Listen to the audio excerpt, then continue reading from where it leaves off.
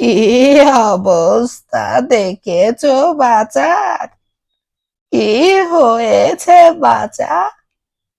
এমন করে মন খারাপ কেন? এমন মন খারাপ করে থাকলে বড্ড খারাপ দেখায় দাদু ভাই।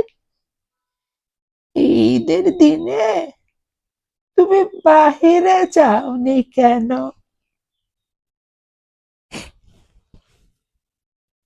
কি আর বলি দিদুন, এখনকার ঈদগুলো যেন কেমন একটা হয়ে গেছে। ছোটবেলায় এই যে বায়না করতাম না যে আমায় একটু বাজি কিনে দাও, বাজি ফুটাবো